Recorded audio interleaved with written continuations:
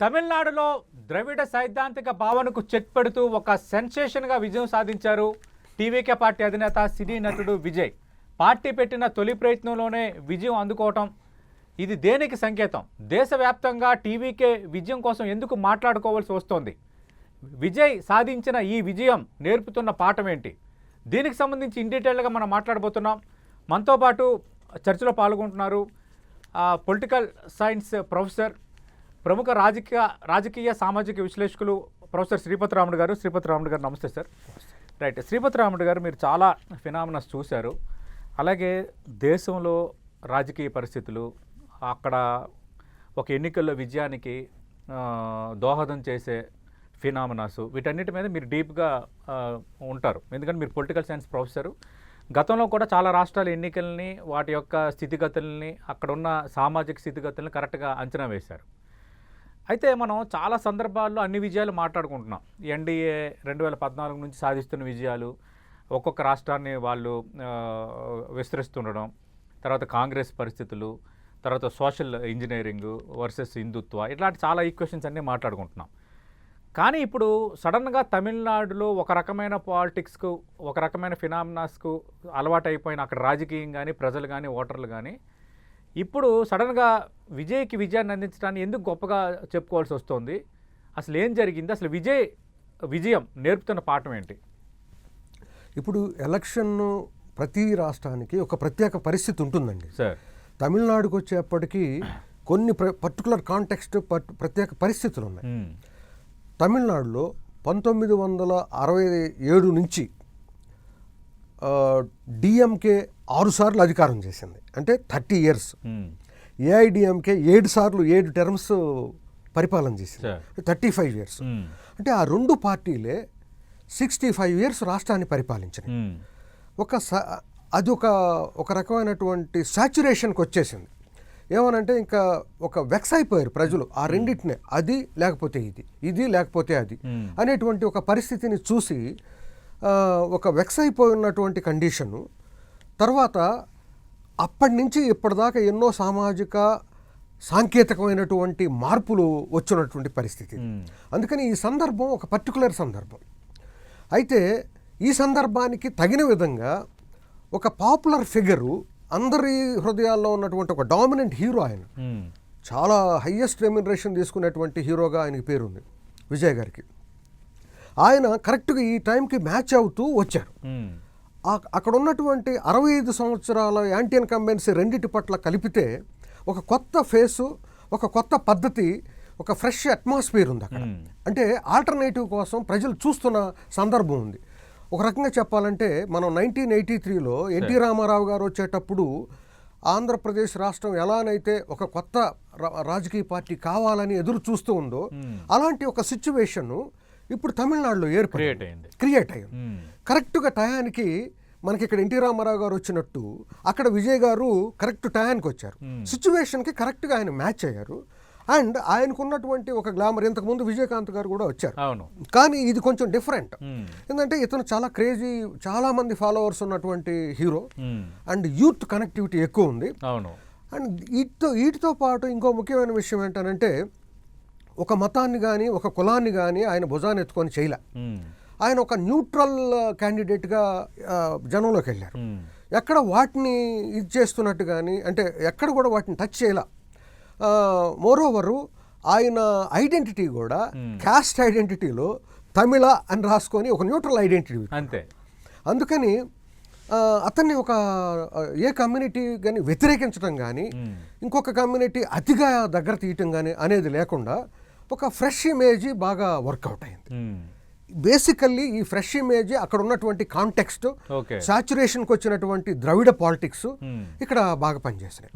అంటే ఇక్కడ క్యాస్ట్ కానీ, రిలీజియన్ కానీ కాకుండా ఇక్కడ ఇప్పుడు ద్రావిడ సెంటిమెంట్ ఉంటుంది. ఆయన ద్రావిడ సెంటిమెంట్ని ఏమి హర్ట్ చేయకుండానే, ద్రావిడ సెంటిమెంట్లో ఒకటేంటనంటే కొన్నిటిని రిజెక్ట్ చేయటం ఉంటుంది. ఆయన రిజెక్షన్ అనే లైన్కి వెళ్లకుండా అన్నిటిని అకామిడేట్ చేసుకుంటూ ఒక ఫ్రెష్ ఇమేజ్ ఇచ్చాడు. యూత్ని బాగా కనెక్ట్ అయ్యాడు, ఉమెన్ని బాగా కనెక్ట్ అయ్యాడు. ఇన్ఫ్యాక్ట్ ఈ రెండు వర్గాలే చేంజ్కి నాంది పలికినట్టుగా మనకు కనిపిస్తుంది తమిళనాడులో. అంటే ఒక పాయింట్లో చెప్పాలంటే రైట్ టైంలో ఆయన రాజకీయాల్లోకి వచ్చారు, ఓకే, కరెక్ట్గా హిట్ అయింది. అందుకని సందర్భము సమయం అనేది చాలా ఇంపార్టెంట్. ఓకే, ఆ సందర్భం సమయం విజయ్ గారికి పక్కాగా కలిసి వచ్చినాయి. Okay sir. ఇప్పుడు చాలా రాష్ట్రాల్లో కొంత మీరు అన్నట్టుగా ఈ శాచ్యురేషన్ టైప్ పాలిటిక్స్లోనే కొంత జరుగుతుంది. ఎందుకంటే చాలా రాష్ట్రాల్లో ఎప్పటి నుంచి ఉన్న పార్టీలే ఒక కంటిన్యూటీలో రాజకీయాలు చేస్తూ వస్తున్నాయి. వాళ్ళు తర్వాత వాళ్ళ నెక్స్ట్ తరం వాళ్ళు ఆ లెగసీని కంటిన్యూ చేస్తున్నారు. ఇప్పుడు ఆల్రెడీ స్టాలిన్ ఉన్నారు, ఉదయనిధి స్టాలిన్ ఆల్రెడీ రెడీ అయిపోయాడు, తనయుడు. అంటే ఆయన రేపొద్దున లీడ్ పాయింట్. ఆంధ్రప్రదేశ్లో లోకేష్ కుటుంబ రాజకీయం నెక్స్ట్ లీడ్ పాయింట్. ఇట్లా అఖిలేష్ యాదవ్ ఆల్రెడీ సీఎంగా చేశారు, ఒక లీడ్ పాయింట్గా ఉన్నారు. వైఎస్ఆర్ లెగసీకి వైఎస్ జగన్మోహన్ రెడ్డి. కరెక్ట్. ఇలాంటి ఫినామినాస్ కొన్ని చోట్ల ఉన్నాయి. బీహార్ లాంటి చోట ఆర్జేడీ, జేడీ లాంటి పార్టీలు అలాగా అక్కడే నిలదొక్కుపోయాయి. అంటే చాలా రాష్ట్రాల్లో ఈ శాచ్యురేషన్ అనేది ఉంది. ఈ నేపథ్యంలో విజయం నేర్పుతున్న పాఠం ఏంటి? మిగతా రాష్ట్రాల్లో పాలకులు కానీ పార్టీలు కానీ ఏం ఆలోచించాలి? అంటే సాచ్యురేషన్ అన్ని చోట్ల ఎందుకు పనిచేయట్లేదు, ఇక్కడ ఎందుకు పనిచేసింది అని అంటే వైబుల్ ఆల్టర్నేటివ్ దొరికినప్పుడు సాచ్యురేషన్ పనిచేస్తుంది. ఓకే, ఇప్పుడు ఏదో వచ్చేసి వెళ్ళిపోయే ఇతనికి అప్పుడు జనం నమ్మాలి, ఇతను వచ్చి నిలబడగలడు, తట్టుకోగలడు. కాబట్టి ఇతనికి మనం సపోర్ట్ చేస్తే డెఫినెట్గా మనం ఆల్టర్నేటివ్ వస్తుంది అనేటువంటి వైబుల్ ఆల్టర్నేటివ్ నాయకుడు ఉన్నాడు అనేది ప్రజలకి కాన్ఫిడెన్స్ కలిగించగలిగినటువంటి ఆల్టర్నేటివ్ లీడర్షిప్ రావాలి. అంటే ఇది కేవలం లీడర్షిప్ ఒక్కటే అని మాత్రమే కాదు, అక్కడ సిచ్యువేషన్కి ఈయన సరిపోతాడు, ఈ సిచ్యువేషన్ని ఇతను ఎదుర్కోగలడు, లేదా ఈ సిచ్యువేషన్ ఇతనికి మ్యాచ్ కాగలదు అనేటువంటి పరిస్థితి రావాలి. ఓకే. తమిళనాడులో ఇంకొక పాయింట్ ఏంటనంటే ఇప్పుడు మీరు చెప్పిన విధంగానే డిఎంకేలో కూడా వారసత్వమే ఉంది, కరుణానిధి గారి దగ్గర నుంచి వస్తూనే ఉన్నది. అదేవిధంగా ఇటు జయలలిత గారి దగ్గర నుంచి అయితే ఏఐడిఎంకేలో అలాంటి వారసత్వం డైరెక్ట్గా లేదు. కానీ ఒక ప్రాబ్లం ఏంటనంటే జయలలిత గారు లేని లోపం ఒకటి కనపడింది. జయలలిత గారు ఉండుంటే ఒక స్ట్రాంగ్ ఫోర్స్ ఉండేది. మీరన్నట్టు స్టాలిన్కి ఒక ఆల్టర్నేటివ్ బలంగా లేరు జయలలిత. సో అక్కడ ఏఐడిఎంకేలో సరైనటువంటి బలమైనటువంటి నాయకత్వం లేకపోవటం కూడా అది కూడా ఒక సిచ్యువేషన్ విజయ్ గారికి అనుకూలంగా వచ్చింది. ఓకే. ఒకవేళ జయలలిత గారు ఉండుంటే, ఎందుకంటే జయలలిత గారికి ఉండేటువంటి ఇమేజ్ చాలా పెద్ద ఇమేజ్, ఆవిడ ఉండుంటే మరి అది ఇంకో రకంగా ఉండుండొచ్చు కూడా. కానీ ఆవిడ లేకపోవటం కానివ్వండి, ఇక్కడ సిచ్యువేషన్ సాచ్యురేట్ కావటం కానివ్వండి, విజయ్ గారు రావటం కానివ్వండి, మొత్తం కలిసి వచ్చింది పరిస్థితి. రైట్. అంటే అంతకుముందు విజయకాంత్ పార్టీ పెట్టారు, ఆయన పార్టీ పెట్టి గెలిచిన సందర్భంలో ఆయనకి వచ్చిన సీట్లు తక్కువే, కానీ రెండో అతిపెద్ద పార్టీగా వచ్చారు. అప్పుడు ఆయన అసెంబ్లీలో ప్రతిపక్ష హోదా కాకుండా ప్రతిపక్ష గ్రూప్గా ఉన్నారు. తర్వాత ఆ పార్టీ కొంచెం అంత బెటర్గా ఇది కాలేదు. రజనీకాంత్ పార్టీ పెడతారు అనుకున్నారు, చివరి నిమిషంలో ఆయన వైదొలిగారు. తర్వాత కమల్ హాసన్, అడపాదడప కొందరు కాంగ్రెస్ పార్టీలో వాసన్ ఇలాంటి వాళ్ళు కొందరు రాజకీయాలు చేసిన పరిస్థితి ఉంది. కానీ సినీ ఇండస్ట్రీ నుంచి కూడా పూర్తి స్థాయి సపోర్ట్ విజయ్ సంపాదించుకున్నాడు దాదాపుగా. ఇప్పుడు గవర్నర్ ఆహ్వానించకపోయేసరికి సినిమా ఇండస్ట్రీకి సంబంధించిన కమల్ హాసన్ గారితో పాటు విశాల్తో పాటు అందరూ మాట్లాడుతున్నారు. ఒకటి మీరు అన్నట్టుగా అక్కడ ఒక వైబుల్ ఆల్టర్నేటివ్ అనే ఒక దీంతో పాటు ఇండస్ట్రీ కూడా సపోర్ట్ చేయటాన్ని ఎలా చూడాలి అందరూ? అంటే యాక్చువల్గా ఈ సిచ్యువేషన్ విజయ్కి ఒక పెద్ద సానుభూతి తీసుకొస్తుంది అన్ని వర్గాల నుంచి. అంటే basically he is from cinema industry కాబట్టి సినిమా ఇండస్ట్రీ అంతా కూడా విజయ్ గారికి సపోర్ట్గానే ఉంది. మొదటి నుంచి ఎక్కువగా సపోర్ట్ కనిపిస్తూనే ఉంది. ఎలక్షన్ రోజు కూడా మనం చూసాం, చాలామంది సినిమా యాక్టర్స్ బయటకు రావటం, ఓటేసి వచ్చి బయట వాళ్ళు మేము విజయ్కే ఓటేసామని చెప్పటం, అదంతా చూసాం. కాబట్టి వన్ పాయింట్ ఏంటంటే ఇట్ ఈస్ డెమోక్రసీకి ఒక సపోర్ట్ అనేది ఒక పాయింట్. రెండోది సినిమా ఫ్రెటర్నిటీ నుంచి వచ్చినటువంటి ఒక నాయకుడు ఆయన. అఫ్ కోర్స్ అక్కడ ఉన్న వాళ్ళందరూ సినిమా వాళ్ళే. అక్కడ తమిళనాడులో కరుణానిధి గారు కానీ, జయలలిత గారు కానీ, ఎంజీఆర్ గారు కానీ వీళ్ళంతా అక్కడి నుంచి వచ్చిన వాళ్ళే. కాబట్టి సినిమాకను రాజకీయాలకు అక్కడ విడదీయలేని సంబంధం ఉంది బలంగా. ఇప్పుడు విజయ్ గారు ఒక కొత్త ఫ్రెష్ ఇమేజ్ని ప్రజెంట్ చేస్తున్నారు కాబట్టి ఇప్పుడు అందరూ కూడా కలిసి ఇప్పుడు పైగా ఇప్పుడు ఏంటి సింగిల్ లార్జెస్ట్ పార్టీ వచ్చిన తర్వాత అది అతన్ని అందరూ దేశం అంతా కూడా అతన్ని పిలవాలని కోరుకుంటున్నారు. అతన్ని పిలవకపోవటం అనేది వెనకేమన్నా జరుగుతుందా అనేటువంటి ఒక సానుభూతి విజయ్ పట్ల అందరిలోనూ వచ్చింది. న్యాచురల్లీ సినిమా పరిశ్రమ నుంచి ఇంకా బలంగా వచ్చింది. ఓకే. అంటే శ్రీపతి రామన్ గారు ఎక్కడైనా ఒక ప్రభుత్వం పైన తీవ్ర స్థాయిలో వ్యతిరేకత ఉన్నప్పుడు ఒక వైబుల్ ఆల్టర్నేటివ్ని కోరుకుంటారు. కానీ అక్కడ స్టాలిన్ పరిపాలన మీద అంతగా రిమార్క్స్ లేవు, అంతగా పెదవిరుపులు లేవు. అంటే బెటర్గానే పరిపాలన చేశాడు అని. అంటే స్టాలిన్ పరిపాలన అంత బెస్ట్గా ఉంది, మెజార్టీ సెక్షన్స్ సాటిస్ఫైడ్గా ఉన్నప్పుడు కూడా విజయ్ ఎందుకు కోరుకున్నట్టు? ఇప్పుడు అదే మనం ఇది ఏదో ఒక టర్ము స్టాలిన్ గారు చేసినట్టుగా మనం చూడకూడదు. 30 సంవత్సరాలు చూసినట్టుగాను చూడాలి డిఎంకే. నంబర్ 2, స్టాలిన్ గారు కొన్ని విషయాల్లో చాలా చాలా హుందాగా వ్యవహరించారు.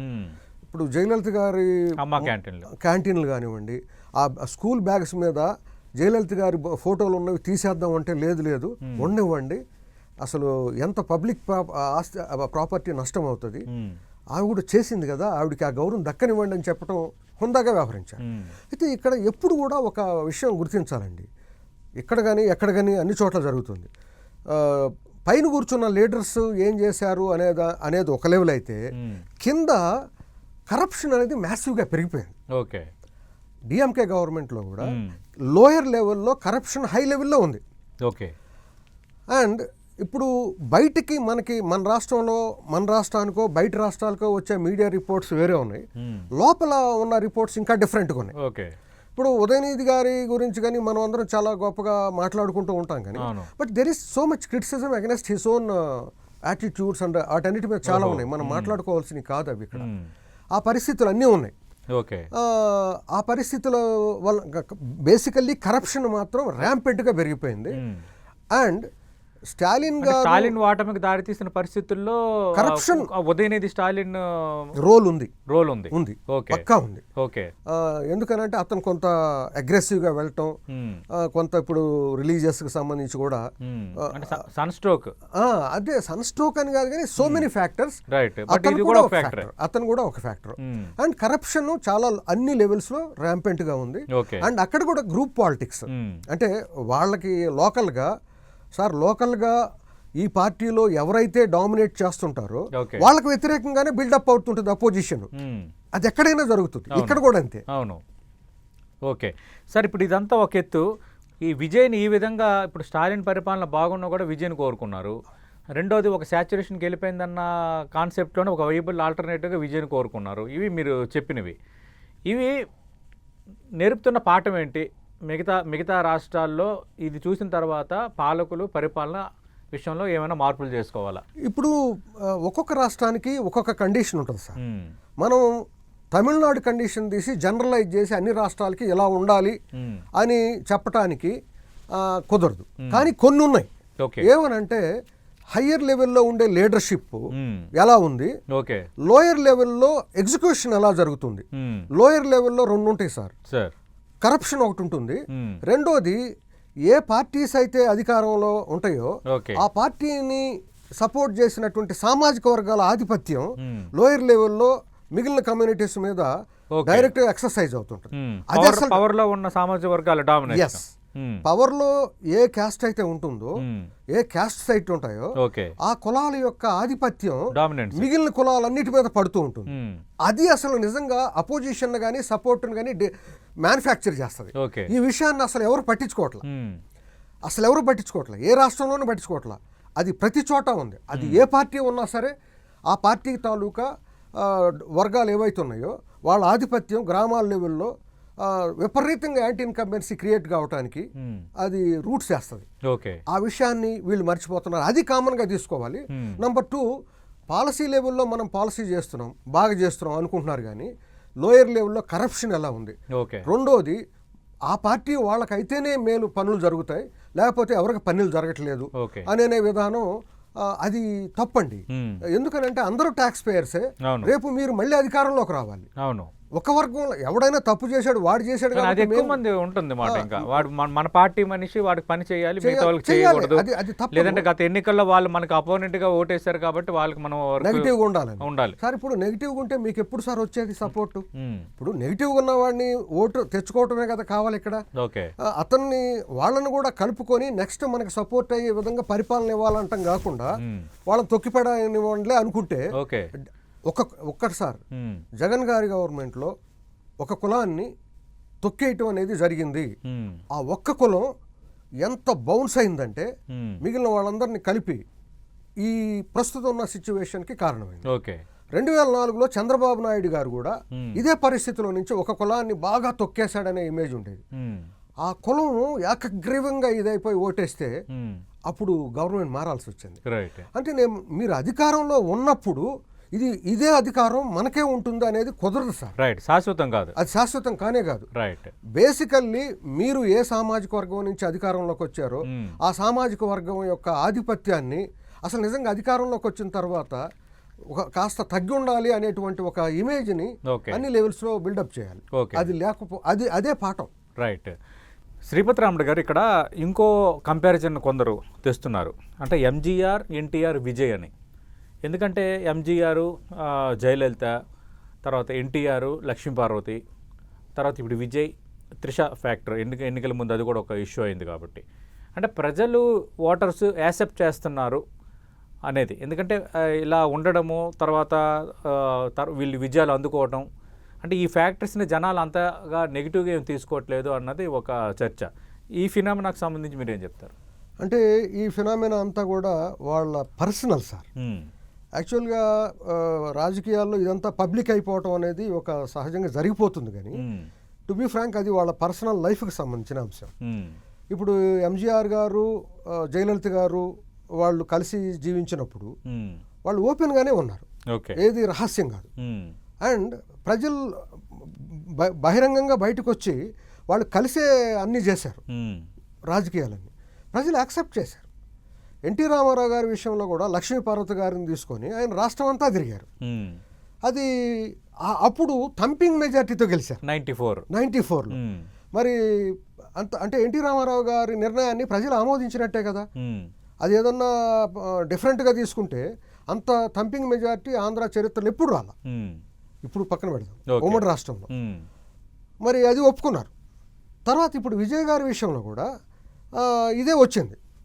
విజయ్ గారి విషయంలో ఇట్లా ఆమెని బీజేపీ లీడరు మీరు త్రిష గారి ఇంట్లో నుంచి బయటకు వచ్చి మాట్లాడండి అన్నప్పుడు ఆయన విడాకులు ఇవ్వటం, తర్వాత త్రిష గారితో ఓపెన్గానే అన్ని మీటింగ్లకు బహిరంగంగా వెళ్ళటం, ఫంక్షన్లకు వెళ్ళటం, అండ్ వాళ్ళిద్దరూ జీవితంలో కలిసి ఉండబోతున్నారు అనేటువంటి ఆల్రెడీ ఒక సిగ్నల్ ఓపెన్గా బహిరంగంగా పెట్టారు. అది కూడా ప్రజలు యాక్సెప్ట్ చేసినట్టుగానే మనం ఇప్పుడు తీసుకోవాలి. సో ఈ ముగ్గురు కూడా ఏది దాచలేదు, వాళ్ళు ఓపెన్గా వాళ్ళ హక్కుని వాళ్ళు ప్రదర్శించారు. వాళ్ళు ఎవరితో కలిసి ఉండాలనుకున్నారో వాళ్ళతో కలిసి ఉన్నారు, జీవించారు. ప్రజలు దాన్ని డిస్కౌంట్ చేయలే, ప్రజలు దాన్ని గౌరవించారు. ఇంకొక పాయింట్ ఏంటంటే ఇక్కడ త్రిష గారు పట్టుదల ఒకటి ఇక్కడ బలంగా. అవును, అంటే గతంలో నేను సీఎం అవుతానని అన్నారు, కానీ ఆయన సీరియస్గానే అన్నారు, ఇది కామెడీగా అనలేదు, దాని వెనక ఒక స్టోరీ ఉంది అంటారు. అది వాస్తవమేనా చెప్తారు? అది ఎంతవరకు వాస్తవమో తెలియదు, కానీ పబ్లిక్లో మాత్రం బలంగా ఉంది సార్. ఏమనంటే ఆమె ఉదయనిధి గారితో మ్యారేజ్ అంటే ఒక రిలేషన్లో ఉండేవారు అని చెప్పేసి ఒక ఇది ఉంది.